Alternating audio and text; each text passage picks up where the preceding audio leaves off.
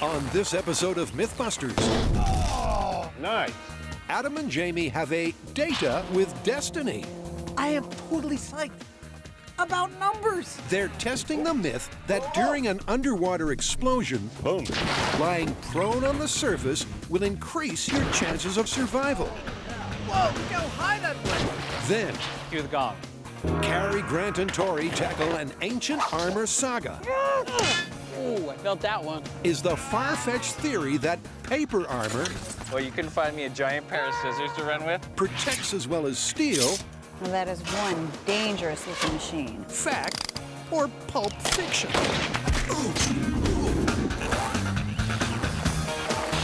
Who are the MythBusters? Adam Savage Come on, let's go. Here comes chaos. and Jamie Heineman. Relax. This one hurt a bit. Between them, more than 30 years of special effects experience. Joining them, Carrie Byron, This should be fun. Tori Belleci, We survived. and Grant Imahara. Start the car. They don't just tell the myths, they put them to the test.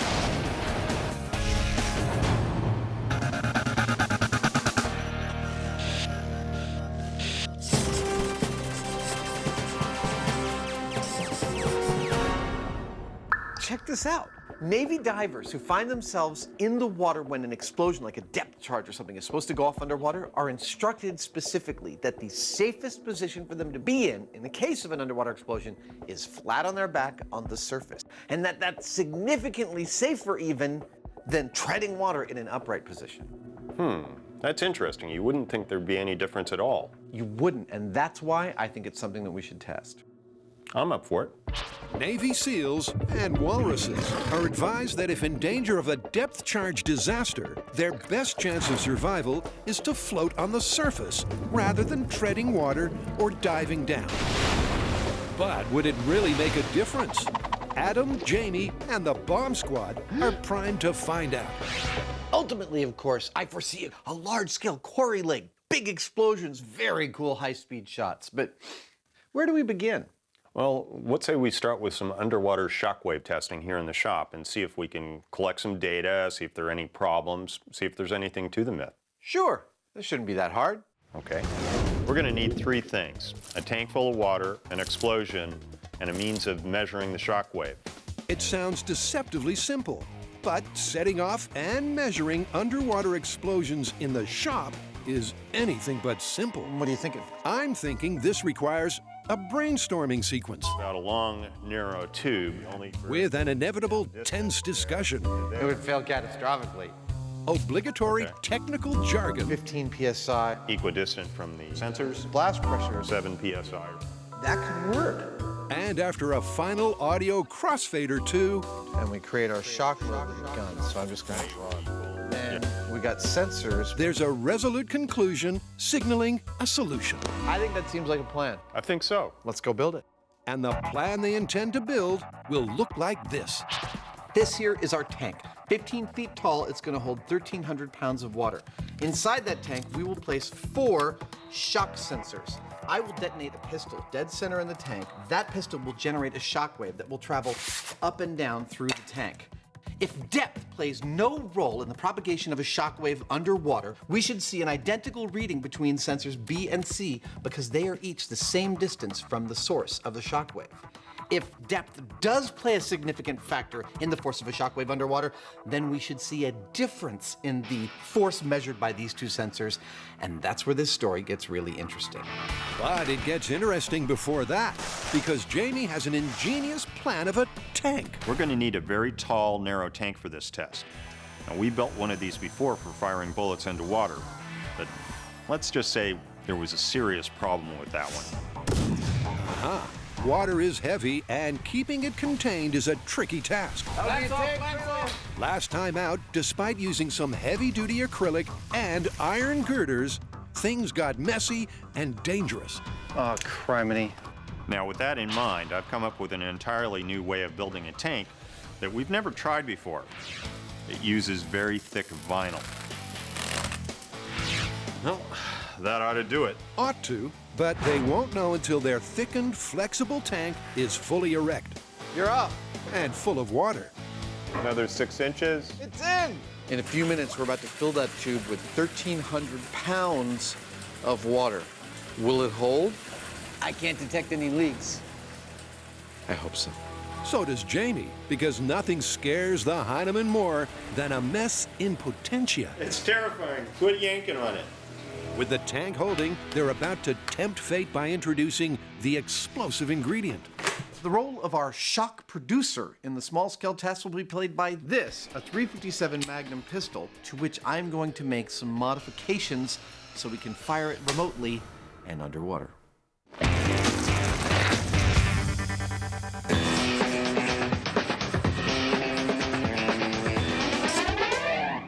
Okay, Carrie, what do you got for us? I've got a historical myth, and I love this one. Now, in ancient times, even up to the 1800s, some armies in China actually made armor out of paper. Paper armor, that is cool. I mean, paper's the last thing you would think of to make armor. I like this one. And the cool thing is that paper was supposed to perform as well as steel. Wait a minute. Paper armor performing as well as steel armor? I'd like to see that. That's why I want to test it. Throughout history, material science has been at the cutting edge of advancements in armor. But is it really possible that the ancient Chinese manufactured paper armor capable of performing as well as its contemporary steel equivalent? To find out, Carrie, Grant, and Tori are arming themselves with the facts and then the armor. Well, first up, I'd like to do some research, talk to an expert, find out how the paper armor was possibly made and what the steel counterpart would be. Yeah, I mean, when we think of steel armor, we think of medieval armor like this, but Chinese steel armor of the period may not have been like this at all. So it sounds like we're gonna need to get some steel armor of the period and make ourselves some paper armor. Then we'll run them through some tests and see how the paper compares to the steel. I'm looking forward to this. For a paper armor myth, I've come up to the Napa Valley so that I can talk to Greg Martin. You live in a museum. These are all my toys. Now, he's an antique arms and armor expert. Hopefully you'll have a little insight for me.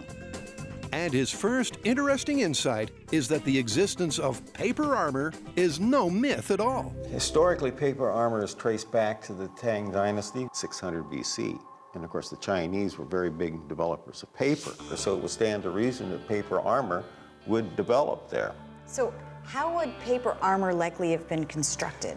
By using what we call lamelleur. Paper was laminated together into squares and then attached piece by piece, and then would cover the entire body. What was steel armor like at that period? Steel armor would have been the same way, most likely, layered, but again, it would be plates attached together to make a full covering, rather than one whole suit. So, lamellar paper armor really was used in ancient China. There are records of multiple manufacturing methods and designs, but the myth is that it was as effective as the steel armor of its day. An outrageous claim, and the team is skeptical, but there is some cause for hope. Now, when you hear paper armor, it seems totally absurd. But it's actually based on the same scientific principle as Kevlar.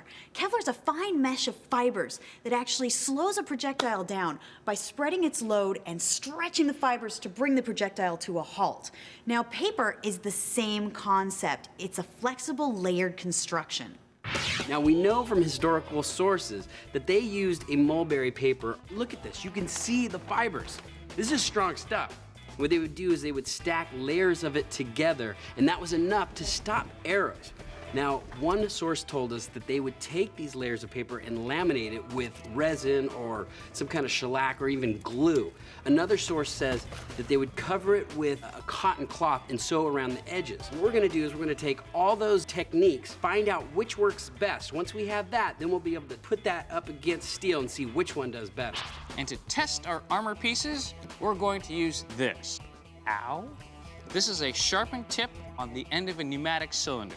Here we have a chunk of ballistics material. We put each sample underneath, and then we fire the cylinder like this, and see how each sample performs as a result of the puncture. And the best one will go on to make our final armor pieces. This is folded paper with cotton. So, the goal is to compare the range of historically accurate manufacturing methods. One. Wow, look at that. Wow. It actually stopped it. and decide which will give the steel the best run for its money. This is rabbit skin glue on paper. Each paper piece, regardless of its construction method, is 1/2 inch thick, a dimension discovered in the research. Lacquer made it more brittle and it actually went all the way through. And although shellac, an organic resin, may double up as an effective weapon, That actually stuck! the result that emerges is that hardened squares like lacquer lack the penetrative protection of the winning sample. Okay, and folded paper.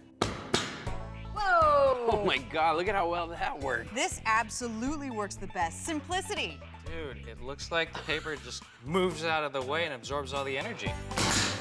Now that we've found our winning paper construction, which is simply folded up paper, it's time to put it up against steel. So we are going to be putting both of these materials against common weapons of the time. We're going to be doing blunt force, some kind of a club or a mace, a sword, and then finally an arrow. Let's see which one performs the best.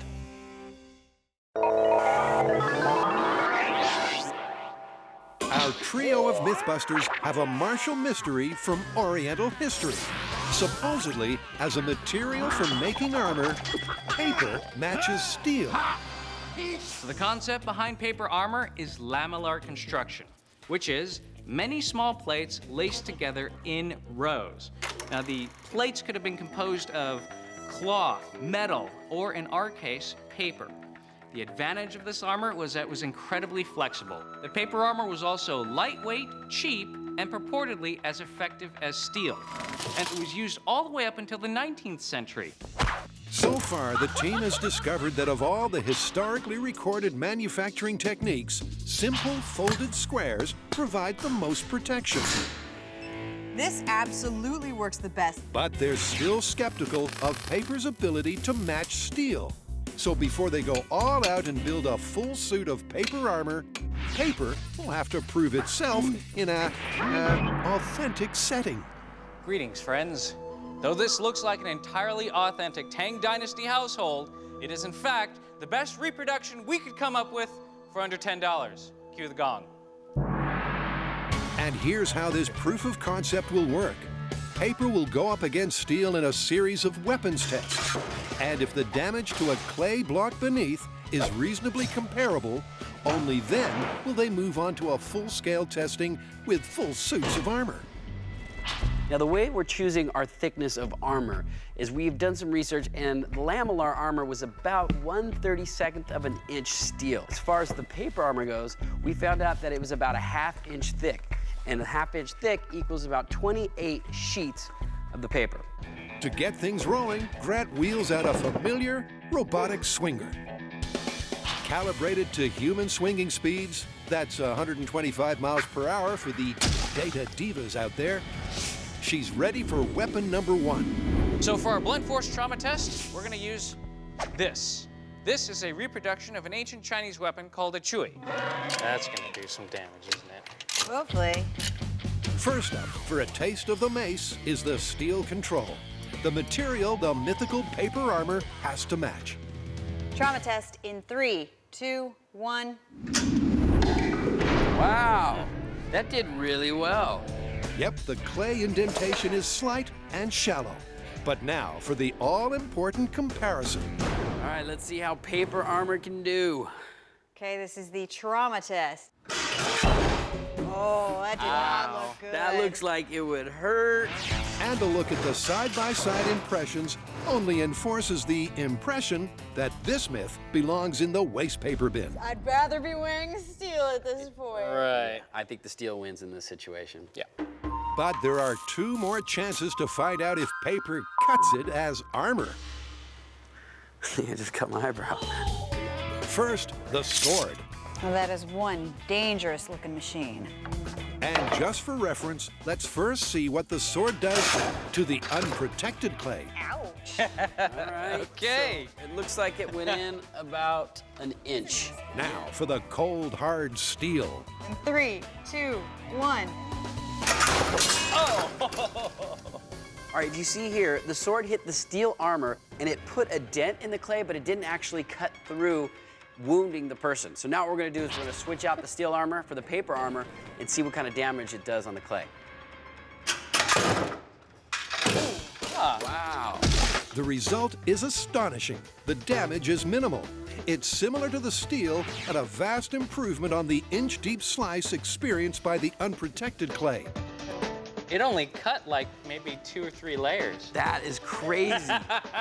Paper for armor? I know. It could work. I'm impressed. It's looking great. Which brings us to the third and final weapons test, the arrow. And first to face the firing squad is the steel. Oh, it bounced back. Awesome. Let's see how far it went in. That's it. That's it. That is less than 1/4 of an inch. So paper has one final chance to prove its metal against the metal. In 3, 2, 1. And hold on to your skeptic's hat, because despite the arrow's penetration into the paper, the clay beneath survived better than it did against the steel. Wow. Look at that. Oh, I think the arrow went deeper on the steel armor. Yep, it's concept proven. The paper, more or less, matched the metal.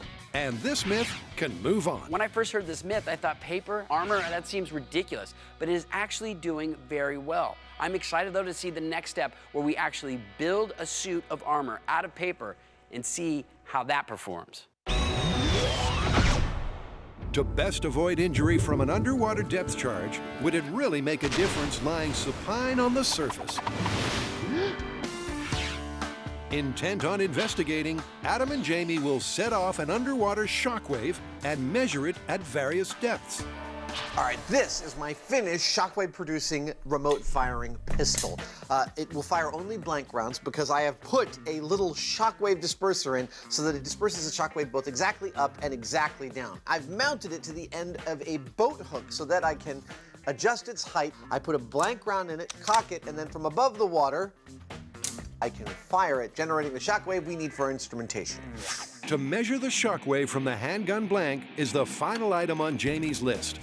4 pressure sensors held in place by magnets. Here we go. Hey, it worked! Equidistant from the central explosion, the 2 pairs of sensors will give the team readings in pounds per square inch. Okay, you should be good. So what's the water tube going to tell us after this test? Are we going to get a much higher blast pressure here than here? It's an interesting question because the pressure here is already at 4.2 pounds per square inch. Up here, it's only 2 pounds per square inch, and that's just from the weight of the water. It feels like a bank heist. So that, combined with the explosion, I think is going to inherently give us a higher blast pressure down there. But will that equate to death while treading water, while lying flat on your back? I don't think so.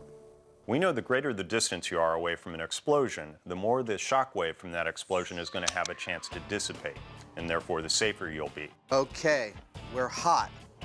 The question we're trying to answer here is whether there's some feature to do with depth underwater and the associated pressures.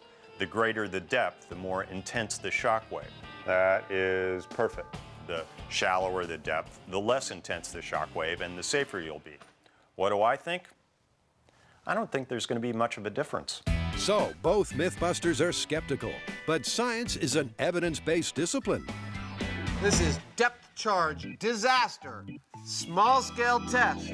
Hopefully not making me too wet. In 3, 2, 1. Nice. Well, the sensors did register a result, and the tank didn't spring a leak, but a close look reveals the numbers aren't ideal. So what'd we get? Well, it's looking awfully noisy, but we're getting some interesting numbers. Unfortunately, the close proximity of the walls of the tank to the explosion is affecting those pressure waves and creating noise, which is obscuring the measurements that we're looking for. That noise, the reflected shock waves bouncing around in the narrow tank, Is it still noisy? means the peak pressure wave for each individual sensor is difficult to determine. Let's run it again. But 3 bangs later, and they have enough data points for a pattern to emerge. That's working beautifully. All right, kids, put down your juice boxes and pay attention. It's time for the moment you've been waiting for. It's time to interpret the numbers. Remember that if there was anything to this story at all, If depth did play a factor in increasing the force of a shock wave, we should see that the deeper sensors would give us a higher reading than the shallower sensors at the same distance. And that is what we're seeing. In every one of our tests, the sensor 3 readings are higher than the sensor 2 readings. Sensor 4 readings are higher than the sensor 1 readings. That tells me at least that in small scale, there might just be something to this story. So paper armor has potential. I think it might be time for us to go full scale. Let's make armor out of paper and put it up against steel in a series of challenges. I love it. We'll put each of the armor on and then run through a series of tests. Maybe we'll test speed, agility, and endurance. And we'll have to have some kind of ultimate battle between the two suits. Not wearing them, of course. Pick a number. So, cue the full-scale monumental mission You're a dork. to make a full suit of paper armor. Only 850 to go. And the less taxing task of having a real steel one delivered. So to put our paper armor to the test, we're going to pit it against a metal suit of armor from the same period.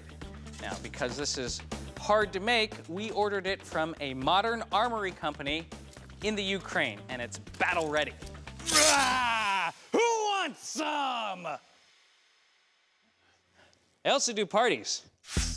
Meanwhile, Tori gets busy pulling the paper armor design together. A design based on these ancient drawings and Grant's period-accurate steel replica. Now, if you look at the steel armor, the scales have holes drilled into them and they're tied together with leather straps. Plus, they are overlapping. That way there are no gaps in the armor. I think we need to do the exact same thing. Take our paper scales, drill some holes into them, overlap them, and tie them together with cotton cord. All right, so this is the progress that I've done so far. As you can tell, I got just enough to protect the important stuff, but looks like I have a long way to go before I'm completely protected by my paper armor. Producing this season's hot new paper armor is a huge job. So the MythBusters sweatshop is open for business. And after a week's hard work, hundreds of lamellar plates have been sewn together to form a full suit of armor that, after some minor tailoring, will be ready to go into battle. Oh, Carrie, I just don't know about this paper motif. I don't know if the judges are really going to like it or not. Oh well, make it work. The question is, will it work as well as steel? To find out, the team is signing up for basic battle training. Handcuff! But before both sets of armor are weapons tested, there are 3 track and field events. Now, so far in our testing, the paper and the steel are pretty much neck and neck. But now that we have our full suits of armor made, it's time to put them to the test. We're gonna put our suits head to head in the types of things that you would find in battle, namely speed, agility, and endurance. Oh, I'm back. So why are we testing these 3 things, endurance, speed, and agility? You're gonna need endurance because you're gonna have to march to the battle. You're gonna need speed because you're gonna be running into the fight. And finally, when you're in the fight, you're gonna be ducking, dodging weapons, swinging weapons, and you need that flexibility. So, turns out, stopping weapons isn't the only thing that the armor needs to be good at.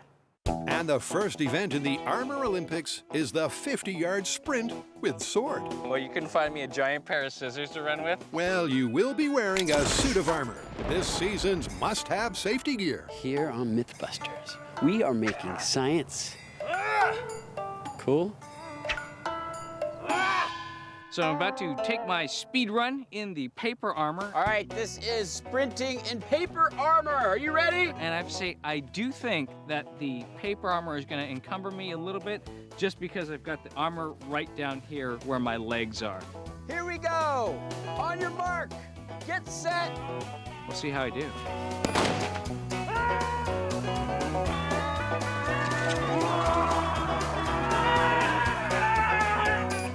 So 8 seconds is the benchmark. And although the paper is undoubtedly bulkier, the steel is twice as heavy. Meanwhile, Tori, looking for revenge for past transgressions, fails to dent Grant's defenses. Call that a kick? Let's do this.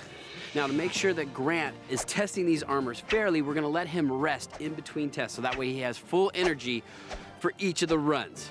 Kind of reminds me of Raiders of the Lost Ark.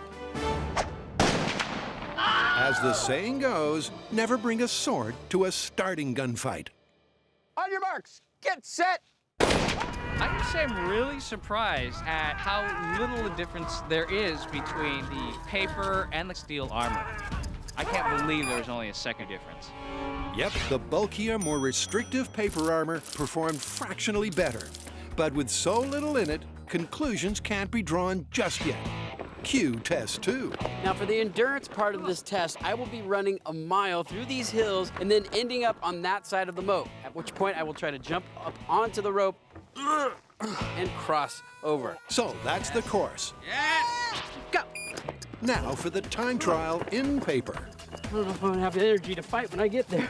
With the armor weighing in at close to 30 pounds, it's tough going. Now, the running wasn't so bad in the paper armor. I mean, it is awkward. You have all this bulk on you. I am Tor, part of the paper clan. But climbing over the rope, I get too old for this. I thought I had it, but about midway there, my legs fell off the rope. And once I lost my legs... You pull yourself back up? Do it! I knew that was it. I was going in. It's fresh! Bleep indeed, because paper and water don't necessarily mix. But luckily, it has a chance to dry out overnight. Whether it'll retain its structural integrity for the test to come is another matter. And speaking of tests to come, Tori's time to beat tomorrow while wearing steel is just short of 12 minutes. You guys don't heat this pod? Let's get home and get you dry. All right. We live this way. This way.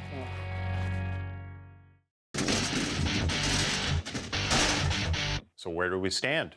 Well, our data's a little noisy, but it does seem to be supporting the central tenet of this myth, which is that depth does seem to be a factor in increasing shockwave strength. Yeah, but the data's just too noisy. I don't trust it. I think we need to go full scale. To a quarry lake? Could be. Done!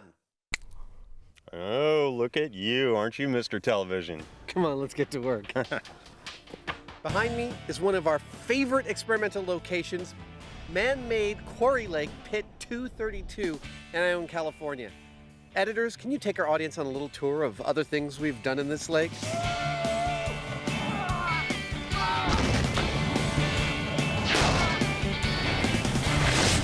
Primary thing you need to know for this experiment is that there is nothing living in this lake. The pH is just a little bit off, and there are no fish to kill with all the explosives we will be setting off in there. Isn't that great? Shall we go out and set these points? Yeah. Away we go.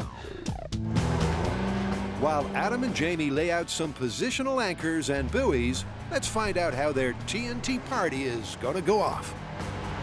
To test this story, we're going to set up a series of explosions 15 feet underwater and measure them with sensors placed at different depths nearby. I claim this shore in the name of MythBusters and science in general. Now, for all this to be accurate, we need to be able to locate the explosives and the sensors in a precise orientation to each other. Oh! Oh! What'd you let it go for? I didn't realize it would pull so hard. To pull that off, we're going to use a variety of ropes and anchors. All right.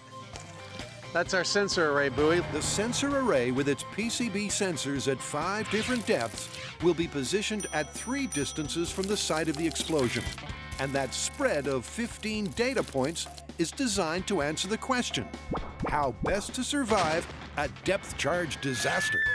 And with the lake rigged with all the relevant anchors and buoys, the bomb boys arrive. Now, whenever we use explosives, we bring in the professionals. Retired FBI Special Agent Frank Doyle and the Calaveras County Bomb Squad. Sporting a look available at www.shadesanduniforms.bomb, these are the guys that will make sure all 3 big booms happen safely. Meanwhile, Adam, with his sensitive mast, is focusing on data acquisition. This is my sensor mast. These 5 devices are my sensors. In a few minutes, I'm going to join them all together and put them in the water to make the largest piece of data gathering scientific equipment we have yet built and used in the history of the show. That's no exaggeration. Attached to a floating rig will be 5 high-tech pressure transducers at 5 different depths, all linked to a central command center. Let's talk about the constants and variables in this experiment. As far as the constants go, we're always going to be using TNT. We're going to be using 10 pounds, which is 5 of these things, and they're going to be hanging at 15 feet below the surface of the water where the explosion will occur. Boom! Also a constant are the sensors. They're going to be placed at 5 different depths, both above and below water, and they'll be the same for every blast. I feel safer already. As far as variables, there's only one, and that's the distance of the sensor array from the explosion. Now we're going to start at 150 feet away and move progressively closer, recording the readings that we get off the sensors at each stage. Hey, look at that's working beautifully. All right, how are we going to use our sensors to represent a body lying flat on its back versus a body treading water? Here's what we're thinking. We determined that the torso of a person lying flat on their back on the surface has an average depth of about 6 inches. We also determined that the torso of a person treading water has an average depth of about 2 feet. Why the torso? Well, because that's where the air pockets are. That's where our sensors are going. Yep, it's a gruesome but important detail. Injuries from underwater explosions are primarily caused when shock waves pass through internal air cavities, such as the lungs and intestines. Hence the focus on the depth of the torso. 10 pounds of underwater fun. Well, everything's prepped. Yep, nothing left but an explosion.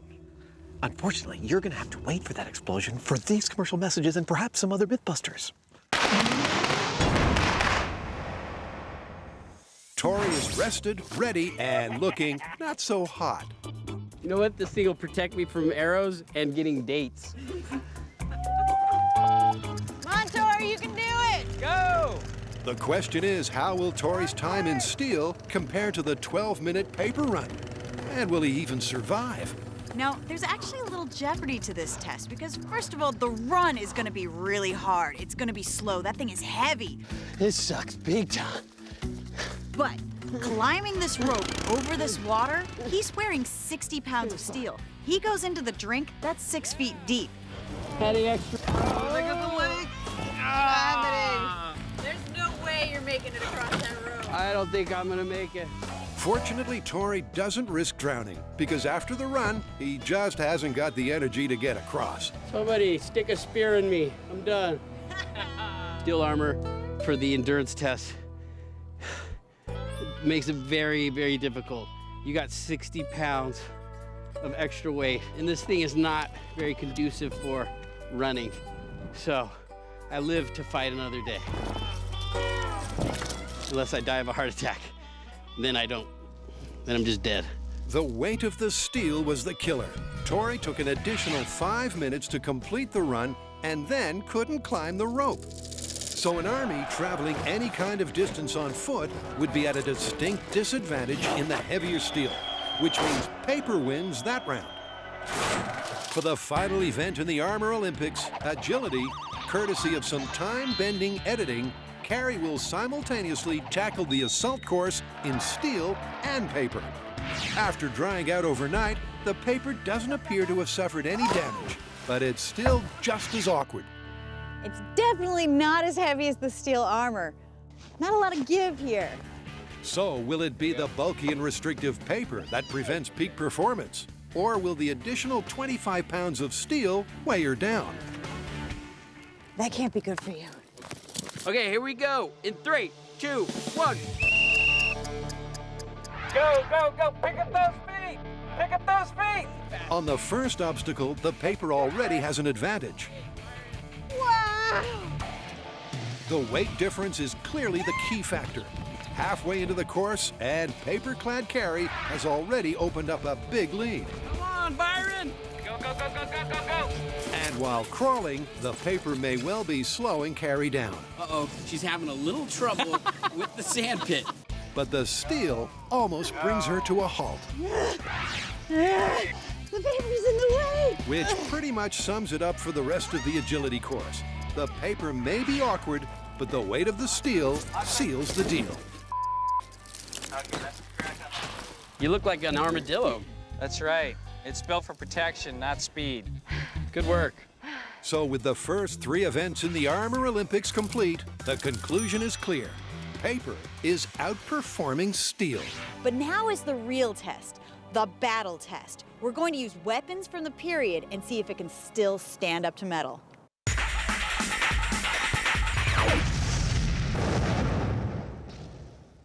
Welcome back. Let me walk you through our setup. Out there in the middle of the lake, tied to a buoy, we've got 10 pounds of explosives floating 15 feet below the surface. Oh, it does nicely.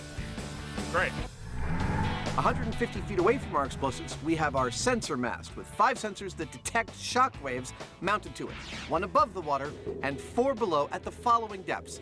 1 at 6 inches below the water. This simulates someone lying flat on their back at the surface of the water. 1 2 feet under the water. This simulates our person who is treading water.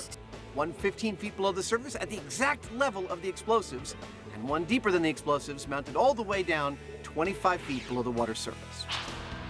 Each explosion will cause movement in the sensors, which will be translated into electrical energy, which will be sent as data through these wires. That data will find its final resting place here in the equipment manned by David Harding, who will crunch our numbers. After 3 blasts, we'll end up with 15 data points and hopefully the answer to our question. Now, normally, we would do something like set off a blast, look at the data, set off another blast, look at the data, etc., etc. I think we're good to go, huh? In this case, we're not going to do that. We're going to set off all 3 of our blasts in as short a period of time as possible. We're doing this for 2 reasons. 1, so that the condition the explosions happen under is really, really similar. That makes our data much more consistent. Second reason is the numbers we're going to be looking at might be quite subtle, and only by correlating across all 3 blasts are we going to be sure that we're telling a proper story. Here we go for data acquisition stage 1, or the first big boom of the day. 150 feet in 3, 2, 1. Oh, yeah. Wow! That was a hell of a thud. Felt that. That blast was really unexpectedly cool. It had 3 distinct kind of whoops to it, like a whoop, whoop, whoop. Very cool. Wow. An opinion only heightened by the high speed. Oh, look at that. That is just lovely.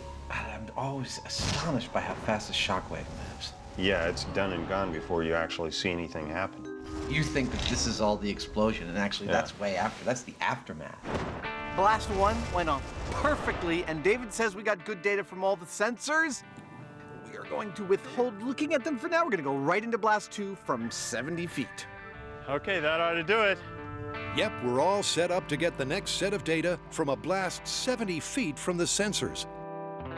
Firing in 3, 2, 1. Whoa! Whoa, look how high that went. Wow. All right, well, let's go look at the high speed. So what actually happens during an underwater explosion? Oh my gosh. Well, the explosion creates a rapidly expanding gas bubble that pushes water in front of it, and that creates a pressure wave. And it's that pressure wave that we're looking at because that is what could potentially hurt a human. But the question is, does that hurt potential and your very survival depend on a difference in depth? This is truly awesome. It's pretty. To answer that, the race is on for numbers and the third and final data point.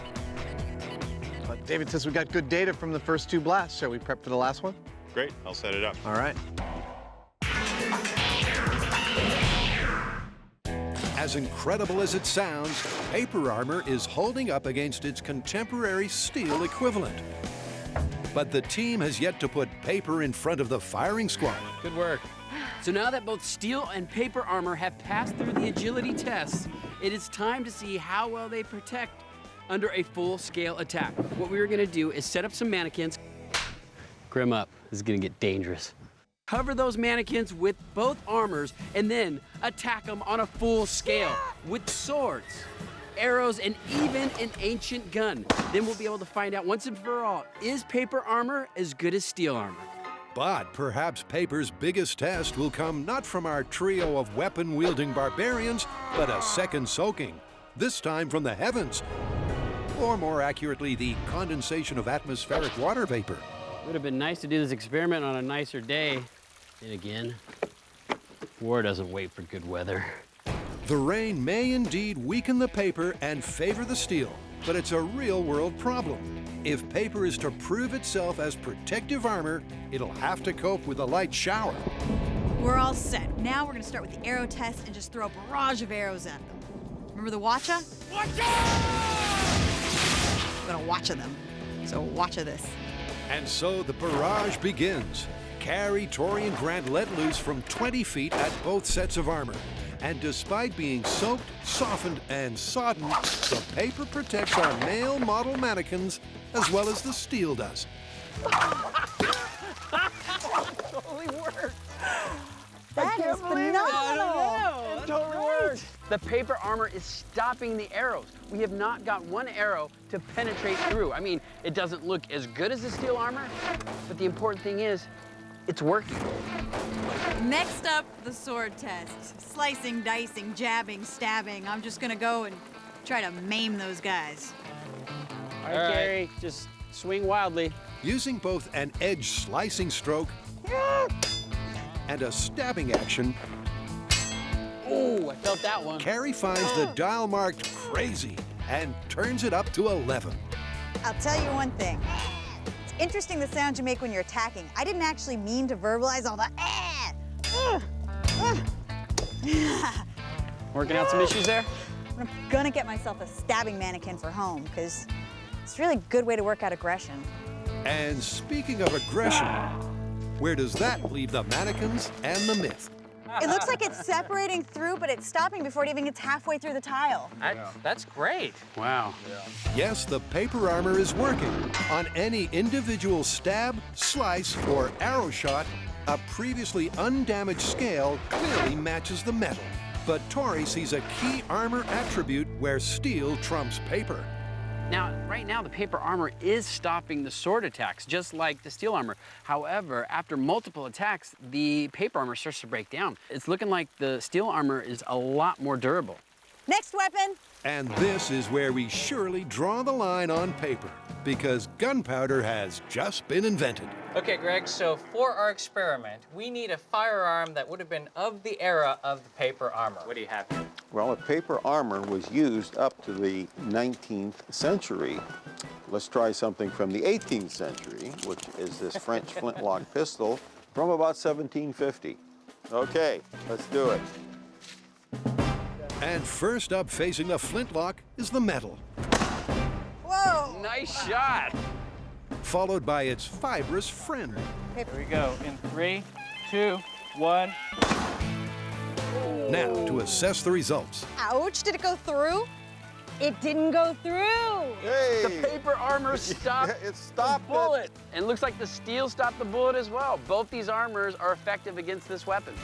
With paper once again in the same league as steel, this myth requires a further fast forward in time. So now we're gonna try our 19th century gun, the Colt 45, 1,200 foot-pounds of muzzle energy. This should put our paper armor to the test. This is 19th century gun versus steel and paper armor. Here we go. In 3, 2, 1. And neither stood a chance. Well, it's obvious it punctured the steel, and it looks like it went through the paper as well. With both sets of armor succumbing to the souped-up firepower, it's time to conclude this ancient Chinese conundrum. Okay, paper armor performed the same as steel with every test we've done, and it failed in the same place as well. Yeah, it just seems that the guns got too powerful for the armor. I've really been wanting to do this story for a long time because it seems so outlandish, but it's super impressive. Paper armor is actually a viable option in warfare. Viable, but there is one notable drawback. As you can see, it doesn't have the same durability as the steel, but it still works. So this one is plausible. Plausible. Plausible it is. Unbelievable.